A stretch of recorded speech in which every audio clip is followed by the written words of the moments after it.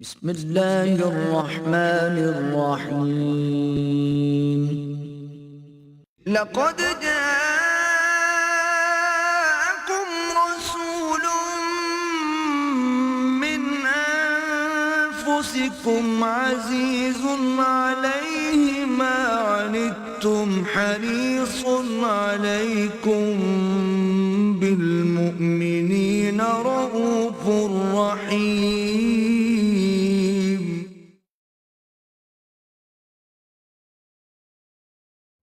نحمده ونصلي على رسوله الكريم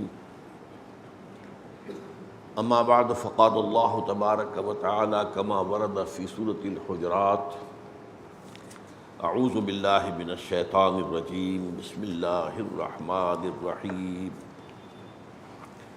انما المؤمنون اخوة فاصلحوا بين اخويكم واتقوا الله لعلكم ترحمون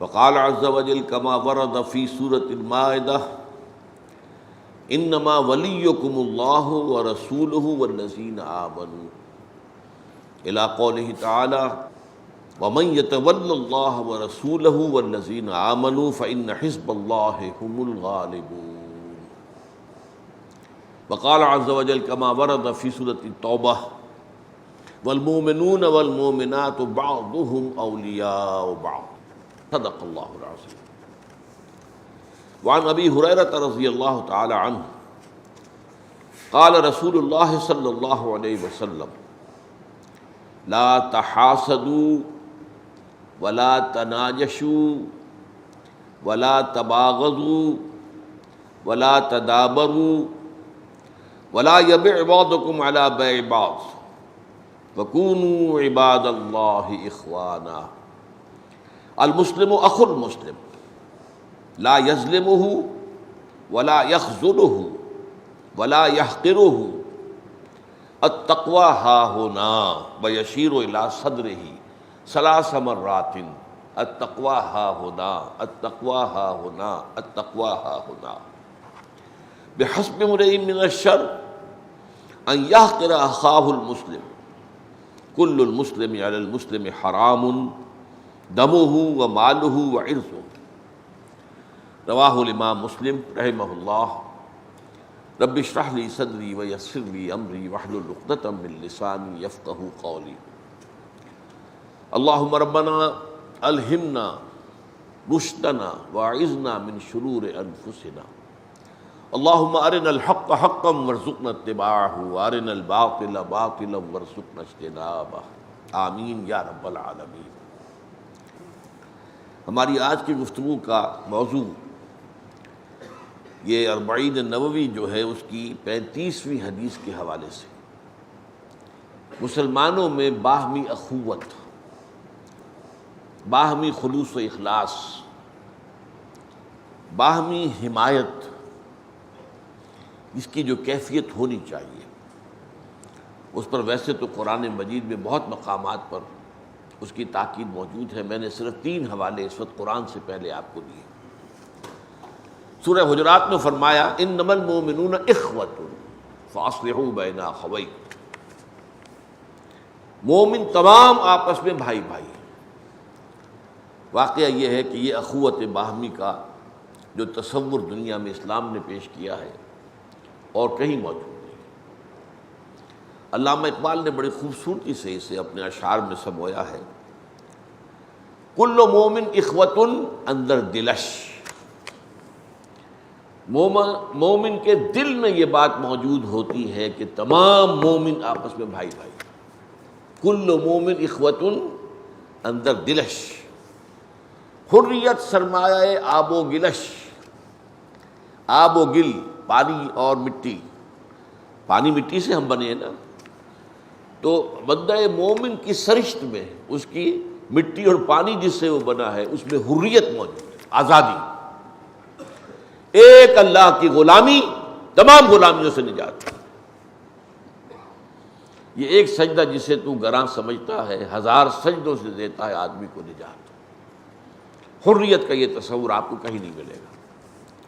کوئی نہ کوئی غلامی موجود ہوتی ہے، بادشاہوں کی غلامی ہے، یا جمہوریت میں اکثریت کی غلامی ہے، جو اکثریت کی رائے ہوگی چاہے وہ غلط ہو وہ چلے گی، اقلیت کی رائے نہیں چلے گی چاہے وہ صحیح ہو۔ بندوں کو گنا کرتے ہیں تولا نہیں کرتے، ڈکٹیٹروں کی غلامی اور سب سے آگے بڑھ کر اپنے نفس کی غلامی، ان تمام غلامیوں سے آزادی، حریت سرمایہ آب و گلش، ناشکیب امتیازات آمدہ۔ بندہ مومن جو ہے وہ انسانوں میں امتیاز کو برداشت ہی نہیں کر سکتا، یہ کالا گورا مشرقی مغربی، یہ اونچی ذات یہ نیچی ذات، معاذ اللہ۔ اس سے آزاد کرنے والا پوری دنیا کی تاریخ میں صرف دین اللہ ہے اور کوئی نہیں، ورنہ ہمیشہ امتیازات ہوں گے۔ کالے گورے کا امتیاز آج بھی امریکہ میں ختم نہیں ہوا ہے، اگرچہ قانونی دستوری اعتبار سے جتنی وہاں کوشش کی گئی اس سے زیادہ ناممکن ہے۔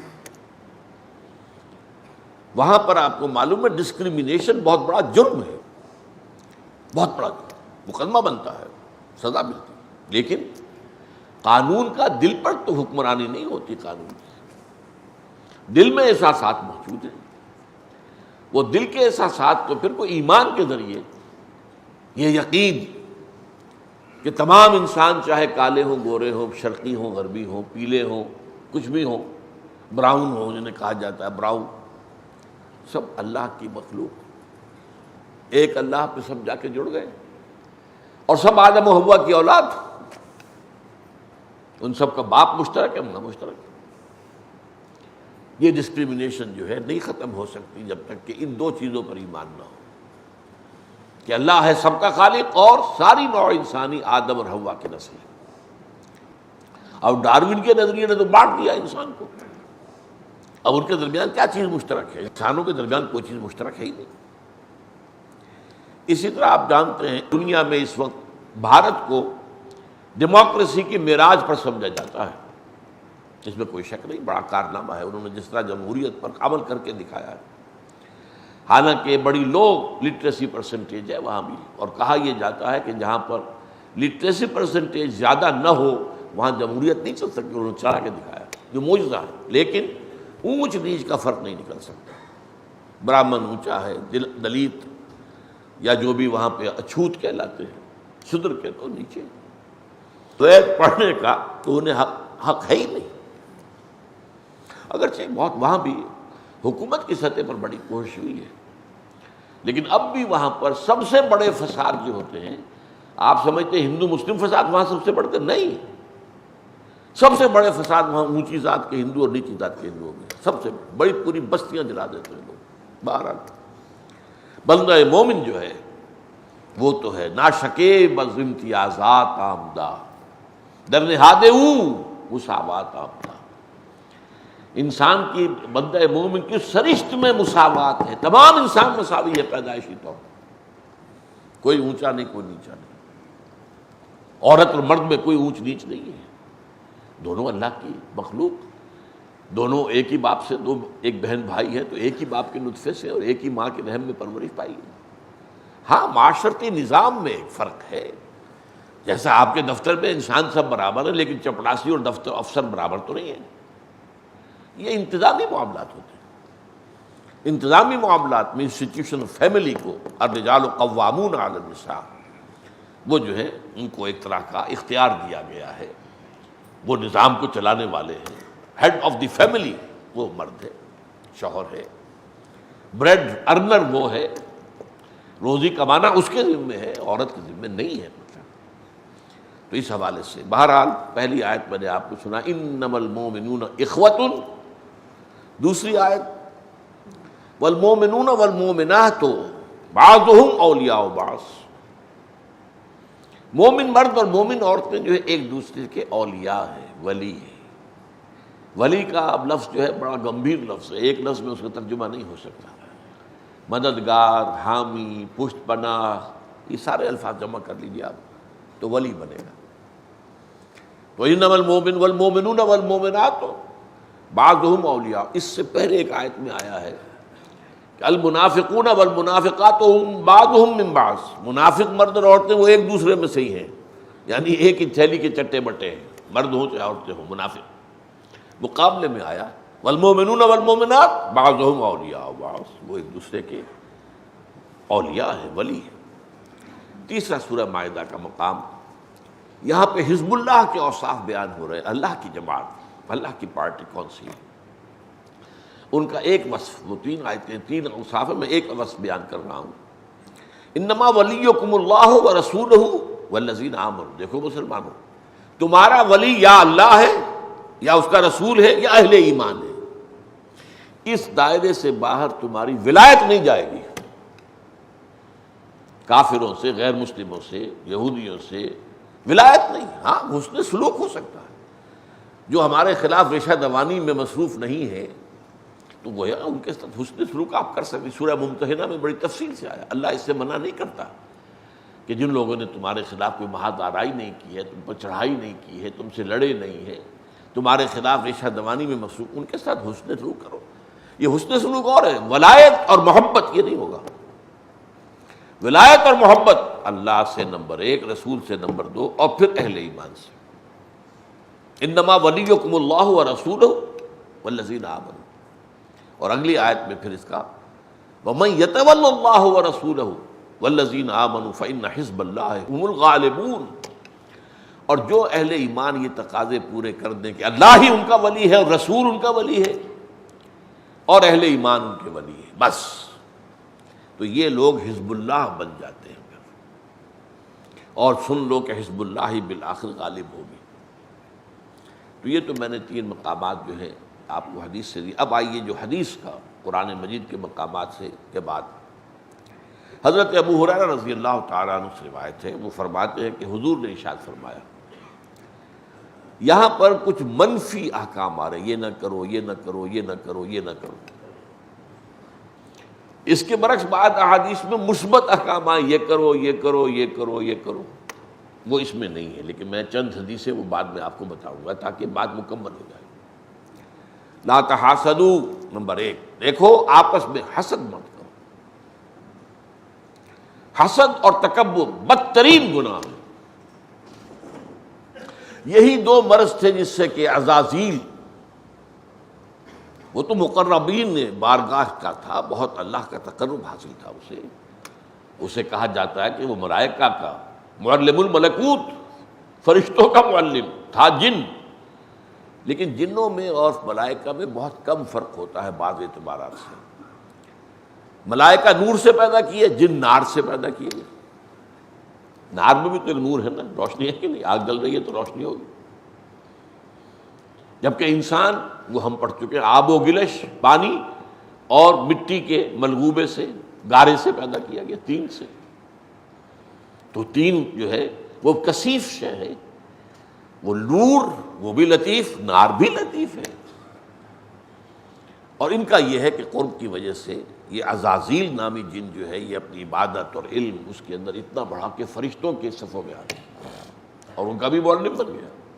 لیکن کہاں مار کھائی ہے؟ حسد اور تکبر۔ یہ آدم کو یہ مقام کیوں دے دیا؟ یہ تو میرا حق تھا۔ حسد، اور انا خیر منہ، خلقتنی من نار وخلقتہ من طین، اے اللہ میں اس سے بہتر ہوں، مجھے تو نے آگ سے بنایا، اس سے مٹی سے بنایا، میں کیسے سجدہ کروں؟ حسد اور تکبر کہاں سے کہاں گرا ہے، اسفل سافلین ہو گیا۔ یہی معاملہ تھا کہ جس کی وجہ سے یہودی جو ہے وہ محروم ہوئے حضور پر ایمان لانے سے بحیثیت مجموعی۔ چند لوگ لائے تھے ایمان، عبداللہ بن سلام رضی اللہ تعالی عنہ، بہت بڑے عالم تھے، لیکن اکثر یہودی نہیں، حالانکہ پہچانتے تھے، یعرفونہ کما یعرفون ابناءہم، ایسے پہچانتے محمد کو جیسے اپنے بیٹوں کو پہچانتے۔ وہی حسد اور تکبر۔ یہ نبوت تو ہماری جاگیر تھی، آپ کو معلوم ہے تقریباً 2000 برس تک نبوت تو انہی میں رہی نا۔ حضرت اسحاق سے حضرت ابراہیم کے بڑے بیٹے اسماعیل علیہ السلام، ان کی نسل میں تو نبوت تھی ہی نہیں، آئی ہی نہیں، آخری نبی آئے ہیں بس جا کر کوئی 3000 سال کے بعد۔ وہاں حضرت ابراہیم کے دوسرے بیٹے اسحاق نبی ہیں، ان کے بیٹے یعقوب نبی ہیں، ان کے بیٹے یوسف نبی ہیں، پھر کچھ عرصے کے بعد موسیٰ نبی ہے، ہارون نبی ہے، پھر 1400 برس تک اس کے بعد نبوت کا تاڑ ٹوٹا ہی نہیں، نبوت ہی رہی ہے، ہر وقت کوئی نبی موجود رہا ہے۔ یہ بخاری شریف کی روایت ہے، کانت بنو اسرائیل تسوسہم الانبیاء، بنی اسرائیل کے سیاسی معاملات، حکومتی معاملات، انتظامی معاملات انبیاء کے ہاتھ میں ہوتے تھے۔ کلما ہلک نبی خلفہ نبی، جب بھی کوئی نبی فوت ہوتا تھا وہ کوئی اور نبی اس کی جگہ آ جاتا۔ تو اس سے انہوں نے سمجھا یہ تو ہماری جاگیر ہے، یہ کیسے چلی گئی، ان امیین میں کیسے چلی گئی، یہ ان پڑھ لوگ جن کے پاس نہ کوئی شریعت تھی، نہ ان کے پاس کوئی کتاب تھی، کچھ بھی نہیں تھی، امیین، وہ تو گھٹیا سمجھتے تھے، ان پڑھ لوگ، جاہل لوگ، لہذا ہم ماننے کو تیار نہیں۔ اور تکبر، ہم نحن ابناء اللہ واحباہ، ہم تو اللہ کے بیٹوں کی طرح بڑے چہیتے ہیں۔ حسد اور تکبر نے انہیں اس مقام پر پہنچایا کہ اب اللہ تعالیٰ کی مبعوث ترین قوم جو ہے وہ یہود ہے، اگرچہ اس وقت انہیں کچھ سہارا دلوایا ہے اللہ نے عیسائیوں کے ہاتھوں، اور بڑی تلخ بات کہہ رہا ہوں، تاکہ امت مسلمہ کا جو نیوکلیس ہے اس کو سزا اور عذاب دلوائی جائے ان کے ہاتھوں۔ بنو اسماعیل پر جو عذاب آنے والا ہے آپ اس کا اندازہ نہیں کر سکتے، اور وہ نیوکلیس ہے امت مسلمہ کا، بنو اسماعیل، امیین، هو الذی بعث فی الامیین رسولا منہم۔ اس کے بعد جو ہے ایرانی آ گئے، ترک آ گئے، بربر آ گئے، ہندی آ گئے، یہ پھر جیسے کہ ایک سٹرکچر ہوتا ہے ایٹم کا، اس کا ایک نیوکلیس ہے، اور پھر جو ہے مختلف وہ دائروں کے اندر وہ الیکٹرانس جو ہے اس کے گرد چکر لگا رہے ہیں۔ تو ہم تو الیکٹرانس میں سے ہیں نا، وہ نیوکلیس تو بنی اسماعیل ہے، ان کی زبان میں اللہ کی کتاب ہے، ان میں سے تھے محمد۔ تو جو ان کے کرتوت ہیں وہ جا کر آج دبئی میں دیکھ لیجئے، چاہے آپ عرب میں جا کے دیکھ لیں، نماز روزہ ہے لیکن اس کے ساتھ کیا کچھ ہے اس کا آپ اندازہ نہیں کر سکتے۔ لہذا بدترین عذاب کے وہ مستحق، اور وہ ہونا ہے ہولوکاسٹ کی طرح کا عذاب۔ اور یہ میں نے بارہا سنایا ہے، مولانا امین حسن اصلاحی صاحب کہا کرتے تھے اپنے علاقے کے بارے میں، وہ راجپوت تھے، وہ مشرقی یو پی کے علاقے سے، کہ ہمارے ہاں یہ معاملہ تھا کہ اگر کسی راجپوت نوجوان سے کوئی غلط بڑی کمینی حرکت سرزد ہوتی تھی تو اس کے سر پر جوتے لگواتے تھے کسی چمار کے ہاتھوں۔ راجپوت کے سر پر راجپوت کا جوتا پڑا چلو، لیکن چمار کا جوتا پڑ رہا ہے، یہ تو جس کو آپ انگریزی میں کہتے ہیں to add insult to injury. ایک تو تکلیف ہی ہو رہی ہے جوتے کی جو لگا ہے سر پر، اور ایک انسلٹ ہو رہی ہے کہ چمار کا جوتا۔ ان چماروں کے ہاتھوں جوتے پڑنے والے ہیں عربوں کے اوپر، ہولوکاسٹ ہوگا۔ وہ الملحمۃ العظمیٰ دور نہیں ہے، تھرڈ ورلڈ وار دور نہیں ہے، آپ تو اخبارات کے اندر تفسیر پڑھتے ہوں گے، میں تو 25 برس سے کہہ رہا ہوں، میری تو کتاب موجود ہے، سابقہ اور موجودہ مسلمان امتوں کا ماضی، حال اور مستقبل۔ موجودہ امت ہم ہیں، سابقہ امت بنی اسرائیل ہے، جنہیں ہٹا کر اور امت مسلمہ کو وہ مقام دیا گیا، اسی پر وہ حسد اور تکبر کی آگ میں جل رہے ہیں، لیکن موجود تو ہیں، ختم تو نہیں ہوئے نا ابھی۔ بہرحال لا تحاسدوا، ایک دوسرے سے حسد نہ کرو۔ اس میں اس کی وضاحت ہو جانی چاہیے کہ ایک چیز ہے جسے رشک کہتے ہیں، وہ جائز ہے۔ آپ کسی میں دیکھیں کہ بڑی خوبی ہے تو آپ اللہ سے کہیں اللہ مجھے بھی یہ خوبی عطا کر دے، اس میں کوئی حرج نہیں۔ کسی کو کوئی فضل حاصل ہوا ہے، علم حاصل ہوا ہے، تقویٰ زیادہ ملا ہے، اللہ مجھے بھی اس کے نقش قدم پر چلنے کی اور اس کی مجھے بھی دے دے، اس میں کوئی برائی نہیں ہے۔ لیکن حسد کرنا، جلنا اس میں، اور دل میں یہ رکھنا کہ یہ خوبی اس سے سلب کر لی جائے اور مجھے دے دی جائے، یہ ہے کہ جو حرام مطلق ہے۔ لا تحاسدوا ولا تناجشوا، اور ایک دوسرے کی بولی پر بولی دینا یہ مت کرو۔ کوئی نیلامی ہو رہی ہے، آپ بالفعل خریدار نہیں ہیں لیکن خواہ مخواہ کو آپ نے بولی دے دی ہے۔ اور آج کل آپ کو معلوم ہے کہ جب یہ آکشن ہوتا ہے تو آکشن کرنے والوں کی طرف سے کچھ لوگ مجمع میں کھڑے ہوتے ہیں، کوئی زیادہ قیمت، اچھا وہ اس کے بعد دوسرا جو اس سے زیادہ دے گا، پھر ادھر سے ان کا کوئی آدمی بول پڑا، اس نے اور اوپر دے دیا۔ تو یہ جو ہے یہ بہت غلط ہے۔ آپ ریئل خریدار ہیں تو ٹھیک ہے، اپنی بولی دیجیے۔ اسی طریقے سے کہا گیا ہے، جیسے کہ ابھی آگے آ جائے گا، وہ میں اسی وقت بیان کروں گا، تو لا تحاسدوا ولا تناجشوا ولا تباغضوا، ایک دوسرے سے بغض نہ رکھو۔ اب دیکھیے کیا ہوتا ہے کہ بہرحال قرآن مجید میں بھی آیا ان الخلطاء بعضهم لیبغی علی بعض، لیبغی بعضهم علی بعض، لوگ ایک دوسرے پر زیادتی کر ہی بیٹھتے ہیں۔ دو شریک ہیں ایک کاروبار میں، کوئی ایک شریک کوئی زیادتی کر رہا ہے، بھائی ہیں ان میں کوئی بھائی دوسرے بھائی پر زیادتی ہو جاتا ہے، لیکن جب یہ ہو تو اس کو اسی وقت سیٹل کر لو۔ اب یہ امت مسلمہ کی ذمہ داری لگائی، جب مسلمانوں میں ایسا معاملہ ہو انما المؤمنون اخوۃ فاصلحوا بین اخویکم، جب تمام اہل ایمان بھائی ہیں تو اپنے دو بھائیوں کے مابین صلح کرا دیا کرو۔ جب معاملہ ختم ہو جائے تو پھر دل پہ اس کا کوئی میل اب باقی نہ رہے، یا یہ کہ آپ معاف کر دیں، آپ شعوری تو اللہ میں نے معاف کیا، اس نے مجھ پر زیادتی کی، میں نے معاف کیا، تو بھی اسے معاف کر دے، دل صاف کر لے۔ جیسا آیا ہے قرآن مجید میں سورہ حشر میں وَلَا تَجْعَلْ فِي قُلُوبِنَا غِلًّا لِّلَّذِينَ آمَنُوا، اے اللہ ہمارے دلوں میں کسی صاحب ایمان کے لیے کوئی کدورت پیدا نہ ہونے دے۔ تو یہ ہے وَلَا تَبَاغَضُوا، بغض مت رکھو، وَلَا تَدَابَرُوا، ایک دوسرے سے پیٹھ نہ موڑو۔ جب آپ کی دوستی ہوتی ہے تعلق تو آپ روح در روح ہو کر بات کرتے ہیں، اور کسی سے آپ کو کوئی بغض ہے کوئی دشمنی ہے تو آپ نے دیکھا آ رہا ہے تو آپ نے پیٹھ موڑ لی۔ کسی مسلمان سے دبر پیٹھ کو کہتے ہیں تدابر، چنانچہ وہاں سورہ ہجر میں کہا گیا ہے کہ وہ متقابلین جنت میں تمام اہل ایمان ایک دوسرے کے سامنے بیٹھے، سامنے، کیونکہ غل نکل گیا، اب وہ آمنے سامنے بیٹھے۔ غل ہوگا تو پھر آپ رخ موڑتے ہیں، پیٹھ کرتے ہیں۔ لا تدابروا، ایک دوسرے پر پیٹھ مت دکھاؤ، ایک دوسرے کو، ایک دوسرے سے منہ نہ موڑو۔ ولا یبع بعضکم علی بعض، علی بیع بعض، اور نہ تم میں سے کوئی کسی دوسرے کے سودے پر سودا کرے۔ آپ دیکھ رہے ہیں کہ ایک شخص جو ہے کوئی چیز خرید رہا ہے، اب آپ جا کر آگے بڑھ کر اس سے زیادہ قیمت آفر کر دیتے ہیں، نہیں، تم انتظار کرو، اگر تو ان کی بیع ہو گئی ٹھیک ہے، نہیں ہوئی تو پھر تم کو بیع ہوتی، یہ نہیں۔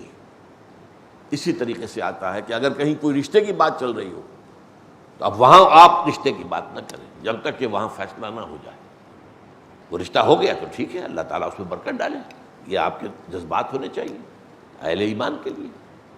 اگر کسی وجہ سے نہیں ہوا تب آپ اگر سوال ڈالنا چاہتے ہیں رشتے کا تو آپ کر سکتے ہیں، ورنہ نہیں۔ ولا یبع بعضکم علی بیع بعض، اور اسی طریقے سے یہ بھی روکا گیا ہے کہ رشتہ جہاں کہیں طے ہو رہا ہے، جب بات چیت چل رہی ہے تو بیچ میں مت آ کر اپنا رشتہ پیش مت کرو۔ وَكُونُوا عِبَادَ اللَّهِ إِخْوَانًا، یہ ہے ان تمام چیزوں کی جو روح رواں ہے۔ اب دیکھیے چھوٹے سے جملے میں اس کو میں کہوں گا وہی جوامع الکلم، کونوا عباد اللہ اخوانا، سب اللہ کے بندے بن جاؤ اور آپس میں بھائی بھائی، سب اللہ کے بندے ہو گئے، سب برابر ہو گئے۔ تمیز بندہ و آقا فساد آدمیت ہے، یہ کیا ہے؟ یہ حاکم ہے، یہ محکوم ہے، کوئی حاکم ہے کوئی محکوم ہے۔ جب سفیر آیا تھا ایران کا مدینہ منورہ میں چلا پھرا ادھر ادھر، کہیں کوئی محل نظر نہیں آیا۔ انہوں نے پوچھا مسلمانوں این ملککم، تمہارا بادشاہ کہاں ہے؟ جواب کیا ملا؟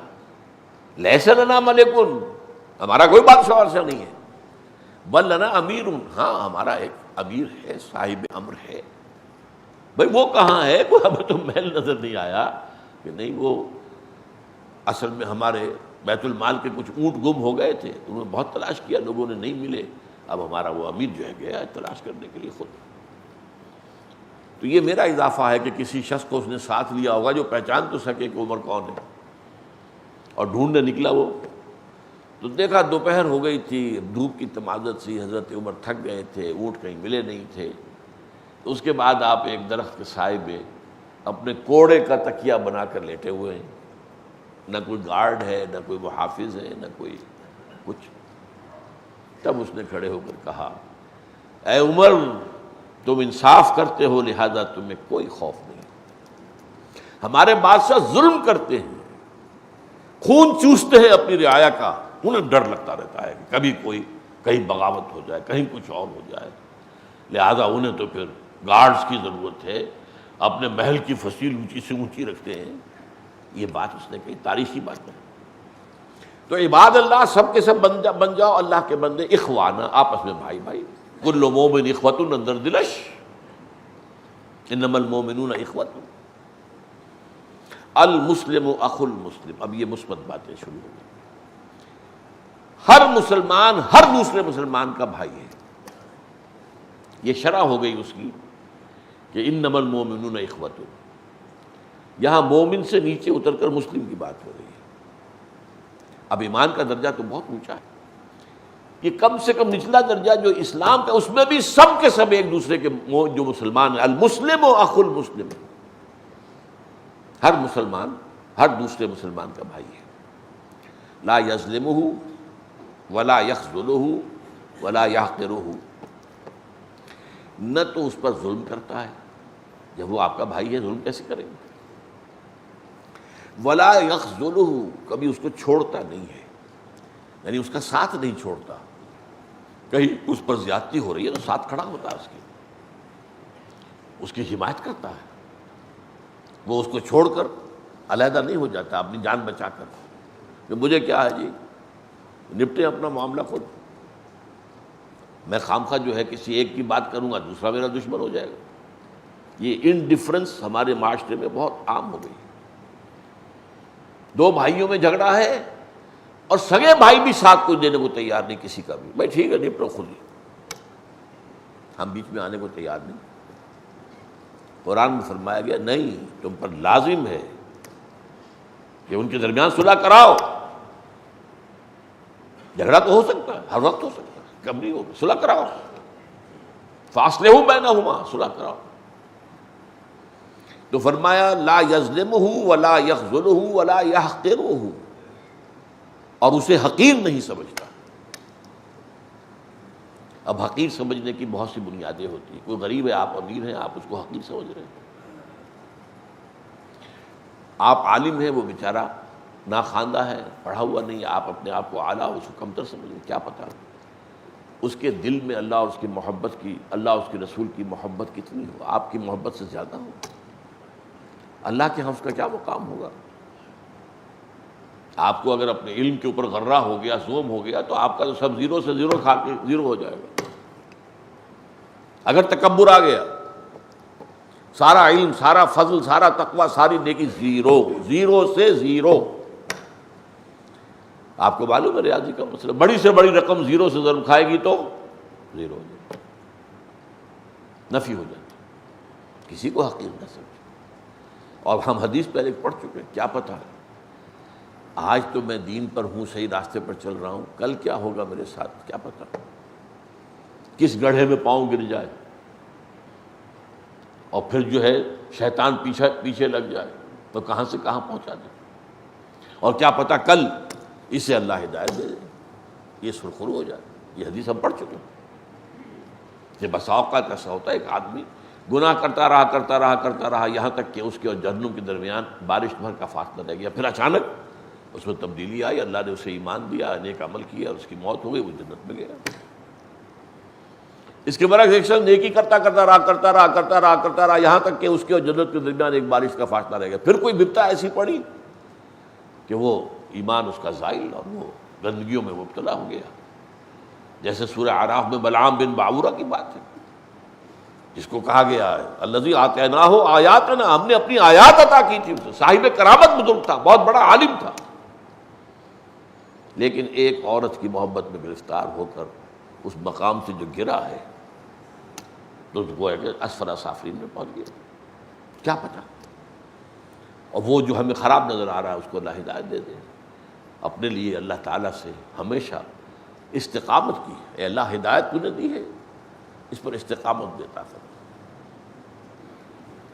ولا یحقرہ، اسے حقیر نہ سمجھے کسی مومن کو۔ التقویٰ ہا ہونا، اب یہ پھر جوامع الکلم میں سے تقویٰ کا ہمارا تصور کیا ہے، ایک خاص نقشہ ہے، خاص لباس ہے، خاص وضاقتہ ہے، داڑھی بھی لمبی ہے اور اوپر عمامہ بھی ہے، اور جو ہے وہ شلوار یا جو بھی ہے پاجامہ وہ بھی ٹخنوں سے اوپر ہے، یا تہبند ہے تو وہ بھی نصف ساق تک ہے، وغیرہ وغیرہ.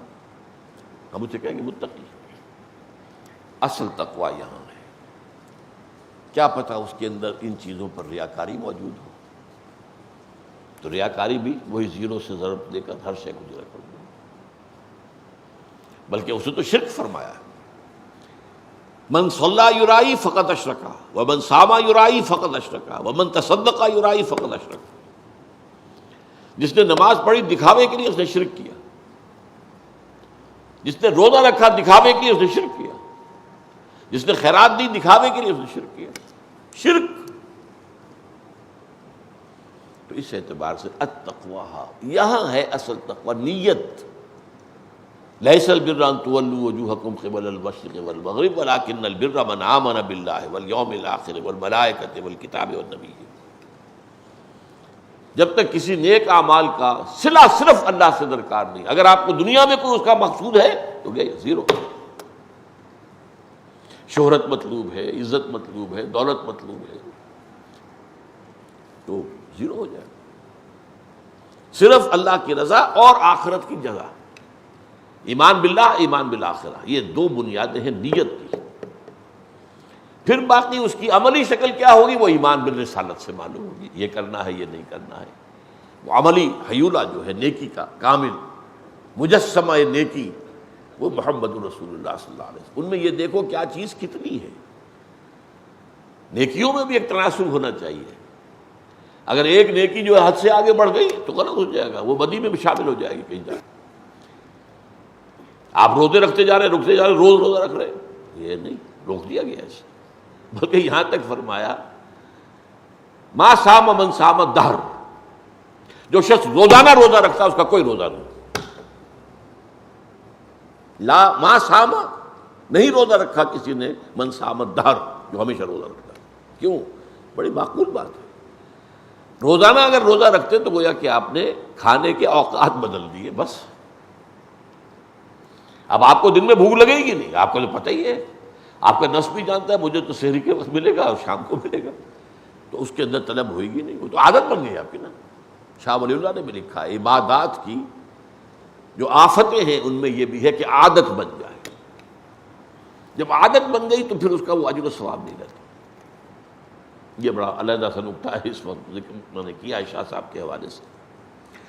تو التقویٰ ہا ہونا، التقویٰ ہا ہونا، التقویٰ ہا ہونا. وَيُشِيرُ إِلَىٰ صَدْرِهِ 3 مرات، اور حضور اشارہ کرتے رہے اپنے سینے کی طرف 3 مرتبہ. التقویٰ ہا ہونا، التقویٰ ہا ہونا، التقویٰ ہا ہونا. بحسب امرئ من الشر ان يحقر اخاہ المسلم. کسی انسان کے شریر ہونے کے لیے یہ کافی ہے کہ وہ اپنے کسی مسلمان بھائی کو حقیر سمجھے. فلا يحقرہ تو پہلے آ گیا تھا، لیکن یہاں اس کے اندر زور ایمفیسس کے لیے کسی شخص کے شر کے لیے، شریر ہونے کے لیے، اس کو برا بنا دینے کے لیے صرف ایک بات کافی ہے کہ وہ کسی مسلمان بھائی کو حقیر سمجھے. حقیر مت سمجھے. کل المسلم علی المسلم حرام دمہ ومالہ وعرضہ. ہر مسلمان کا دوسرے مسلمان پر حرمت ہے، اس کی جان کی بھی، اس کے خون کی بھی، اس کے مال کی بھی، اس کی عزت کی بھی. ہر مسلمان کی جان، ہر مسلمان کا خون، ہر مسلمان کی عزت، ہر مسلمان کا مال آپ کے لیے حرام ہے، ہر دوسرے مسلمان کے لیے حرام. اس میں کوئی ڈنڈی نہ ماری جائے، اس میں کوئی حق تلفی نہ کی جائے.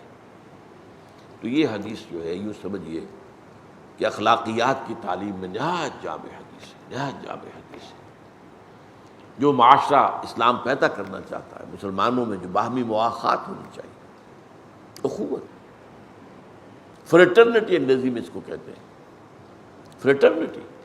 اور 3 اصول دنیا میں آج مانے جا رہے ہیں، بیسک چیزیں جو ہے معاشرت کے لیے: فریٹرنٹی، فریڈم اینڈ ایکویلٹی، مساوات، آزادی، حریت، اور اخوت. یہ 2 چیزیں.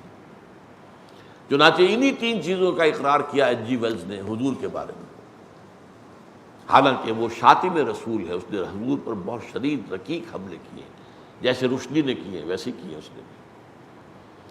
اس کی تاریخ انسانی پر، تاریخ عالم پر دو کتابیں، ایک چھوٹی ہے short history of the world, اور ایک ذرا بڑی ہے ایک concise history of the world. اس دوسری میں concise history of the world کے اندر جو چیپٹر حضور کا ہے، تو اس میں حضور کی شادیوں پر یہ ساری چیزیں جو ہے جس پر کہ گند اچھالتے ہیں یہ لوگ، لیکن جب آیا ہے آخری حصے میں اور خطبہ حجۃ الوداع کو پیش کیا اس نے، جہاں حضور نے فرمایا لا فضل لعربی علی عجمی ولا لعجمی علی عربی ولا لاسود علی احمر ولا لاحمر علی اسود الا بالتقوی، کسی عرب کو کسی اجمی پر کوئی فضیلت نہیں، نہ کسی اجمی کو کسی عرب پر کوئی فضیلت ہے، نہ کسی گورے کو کسی کالے پر فضیلت ہے، نہ کسی کالے کو گورے پر فضیلت ہے، ہاں تقوی کے ساتھ فضیلت ہے۔ کون زیادہ متقی ہے؟ ان اکرمکم عند اللہ اتقاکم، یا ایھا الناس انا خلقناکم من ذکر و انثی، ہم تم سب کے خالق ہیں اور ایک مرد ایک عورت سے تمہیں پیدا کیا، وجعلناکم شعوبا وقبائل لتعارفوا، تمہیں قوموں اور قبیلوں میں اس لیے تقسیم کیا کہ ایک دوسرے کو پہچان سکو، یہ کون ہے بھائی، یہ کس قبیلے کا ہے، کہاں کا رہنے والا ہے، شکلیں مختلف بنائی ہیں، دیکھتے ہی سمجھ جاؤ یہ جاپانی چلا آ رہا ہے یا چینی ہے یا یہ افغان چلا آ رہا ہے یا یہ پاکستانی ہندوستانی کو چلا آ رہا ہے۔ تو یہ ساری اس لیے ہے تعارف، پہچان، ان اکرمکم عند اللہ اتقاکم۔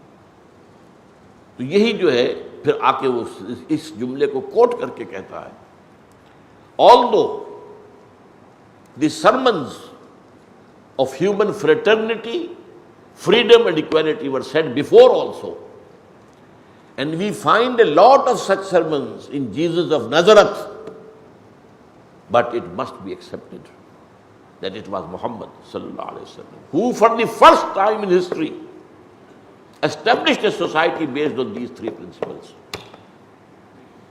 کہ اگرچہ انسانی حریت و اخوت و مساوات کے واس تو پہلے بھی بہت کہے گئے، اور عیسائی ہونے کے باوجود کہہ رہا ہے مسیح ناصری، حضرت مسیح علیہ السلام کی وہ جائے ولادت ہے وہ ناصرہ گاؤں تھا، تو اس لیے مسیح ناصری کہلاتے ہیں، جیسس آف نازرت۔ اگرچہ ان کے ہاں بھی بہت سے واس تو ہیں انسانی حریت کے اور مساوات کے اور اخوت کے، لیکن یہ ماننا پڑتا ہے کہ تاریخ انسانی میں پہلی مرتبہ ان اصولوں پر ایک معاشرہ قائم کیا محمد نے صلی اللہ علیہ وسلم، for the first time in history.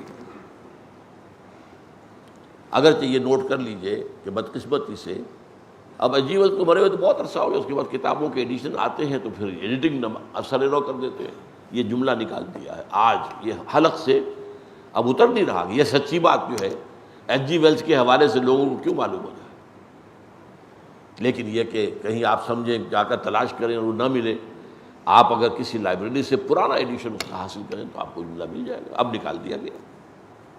Although the sermons of human fraternity, freedom and equality were said before also, and we find a lot of such sermons in Jesus of Nazareth, but it must be accepted that it was Muhammad sallallahu alaihi wasallam who for the first time in history، نہ عیسیٰ کر سکا نہ موسیٰ کر سکا، کوئی نہیں کر سکا، first time in history established a society based on these principles۔ تو یہ ہے اصل میں، اور اسی پر قائد اعظم کے جو جملے آپ کو ملتے ہیں، ہم پاکستان اس لیے چاہتے ہیں عہد حاضر میں اسلام کے اصول حریت و اخوت و مساوات کا ایک نمونہ دنیا کے سامنے پیش کریں۔ ایک مساوات کا تصور امریکہ کا بھی ہے، مرد اور عورت بالکل برابر، یہ اسلام کا تصور مساوات نہیں ہے۔ مرد اور عورت ویسے برابر ہیں، جو ہیومن ڈگنیٹی ہے، آنر ہے، دے شیئر اٹ ایکولی، لیکن مرد جب شوہر ہو گیا اور بیوی جب جو عورت بیوی اب وہ برابر نہیں ہے۔ بیوی بیٹی کا حق اور بیٹے کا حق وراثت میں برابر نہیں ہے۔ بیٹے نے مہر دینا ہے شادی کرنے کے لیے، بیٹی کو مہر ملنا ہے شادی، بیٹے نے کنبے کو سپورٹ کرنا ہے، بیٹی تو لائبلٹی ہوگی اپنے شوہر کی۔ تو اس میں یہ کہا کرتا ہوں کہ اگر بالکل حق نہ ہوتا عورت کا تب بھی ٹھیک تھا، منطقی تھا، اسلام کے پورے معاشرت کے نظام کو دیکھتے ہوئے۔ ساری معاشی ذمہ داری مرد پر ہے، عورت پر تو نہیں ہے۔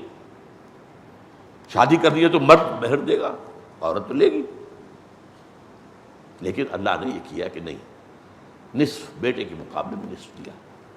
تو وہ جو ٹوٹل ایکویلٹی ہے، ایک دور ایسا آیا تھا یونی سیکس ڈریس، ایسا لباس جس میں پتہ ہی نہیں چل سکے یہ مرد ہے یا عورت ہے، یہ یورپ میں بہت عام ہوا تھا۔ جس زمانے میں یہ ایک خاص تحریک چلی تھی ہپیز، تو وہ بڑے گندے میلے کچیلے بھی رہتے تھے، وہ یوں سمجھیے اینٹی سوشل، ان کے اندر یونی سیکس ڈریس تھا۔ تو اس حوالے سے اسلام نے مساوات دی ہے، لیکن اس کے اندر میں یہ کہا کرتا ہوں یہ مساوات نہیں ہے، یہ تو ظلم ہے۔ ایک وزن آپ نے اٹھانا ہے، کوئی لے کے جانا ہے، ایک بچہ ہے ایک جوان ہے، آپ دونوں کے سر پر برابر وزن ڈال دیں گے تو یہ انصاف ہے؟ یہاں برابری غلط ہو جائے گی۔ اسی لیے عجیب بات ہے، یہ قرآن نے انصاف کا لفظ استعمال ہی نہیں کیا، عربی کا لفظ ہے انصاف، نصف نصف کر دینا، نصف نصف، انصاف نصف، باب افعال قرآن میں آیا، نہ حدیث میں آیا، جسے ہم سب سے زیادہ استعمال کرتے ہیں۔ عدل اور قسط کے الفاظ آئے۔ ترازو کے اندر اگر ایک بازو اس کا جو ہے جہاں سے آپ پکڑ رہے ہیں ادھر چھوٹا ہے ادھر بڑا ہے، چھوٹے والے میں زیادہ وزن ڈالیں گے اس کی نسبت، تب وہ ترازو سیدھی رہے گی۔ تو عورت پر زیادہ وزن ڈال دیں گے اگر آپ نے مرد کے برابر، تو اس سے بڑا ظلم کوئی نہیں۔ آج مظلوم ترین جو ہے عورت آپ کو امریکہ میں نظر آئے گی۔ بہرحال یہ میرا موضوع اس وقت کا نہیں ہے۔ اب میں چاہتا ہوں کہ کچھ حدیثیں آپ کو سنا دوں، صرف سنا ہی سکوں گا۔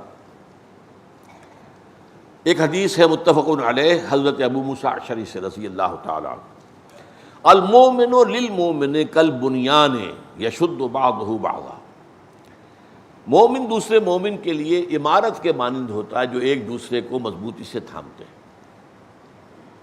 اب یہ دیواروں میں آپ کو معلوم ہے اینٹیں ایک دوسرے سے جڑی ہوتی ہیں مضبوطی سے، اور دیواریں اگر دیوار اکیلی ہے ادھر کوئی دیوار نہیں ہے تو آپ کو کچھ سپورٹ ادھر دینی پڑ جاتی ہے، لیکن یہ کہ اگر یہ چاروں طرف سے دیواریں جو ہے یہ آ کر جڑی ہوئی ہیں آپس میں، یہ ایک دوسرے کے لیے سہارا ہے، چھت ہے وہ جو ہے دیواریں وہ سہارا دے رہی ہیں۔ تو اسی طریقے سے مختلف تو ہوں گے لوگ، لیکن وہ ایسے ہی ہیں جیسے ایک عمارت اس کے اجزاء۔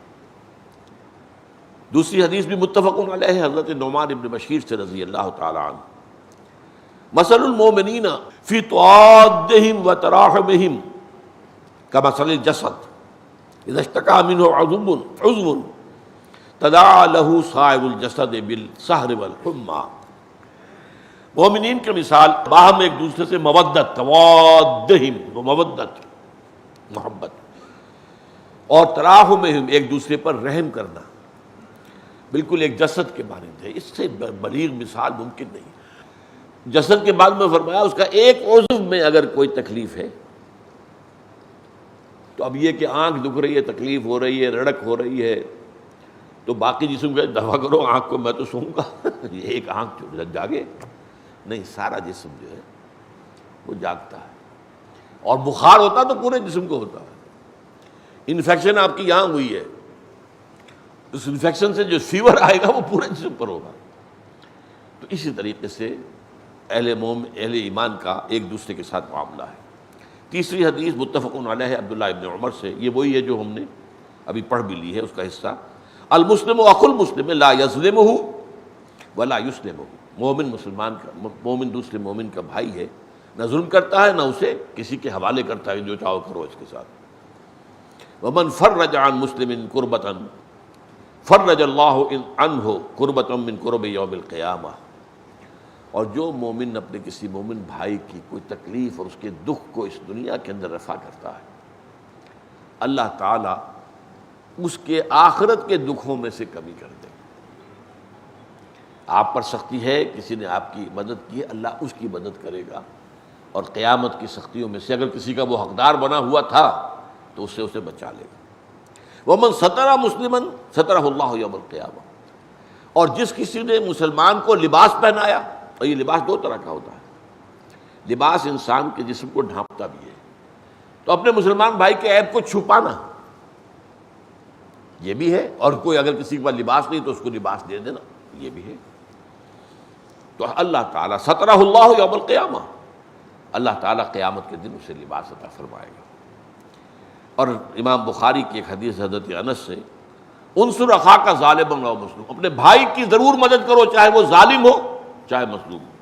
فقال رجل، تو ایک شخص نے کہا یا رسول اللہ، اے اللہ کے رسول، انصرہ اذا کان مظلوما ارأیت ان کان ظالما فکیف انصرہ، حضور میں اگر بھائی میرا مظلوم ہے تو میں مدد کروں گا، لیکن اگر میں دیکھوں کہ وہ ظالم ہے تو میں کیسے مدد کروں اس کی؟ اب جواب سنیں، قال تحجزہ او تمنعہ، اس کو روک دو اس ظلم سے یا منع کر دو، فإن ذلک نصرہ، یہی اس کی مدد ہے۔ اللہ تعالی ہمیں قرآن اور حدیث نبوی کی ان تعلیمات پر بھرپور طریقے پر عمل پیرا ہونے کی توفیق عطا فرمائے۔ فصلی اللہ تعالی علی خیر خلقہ محمد وبارک وسلم تسلیما کثیرا کثیرا۔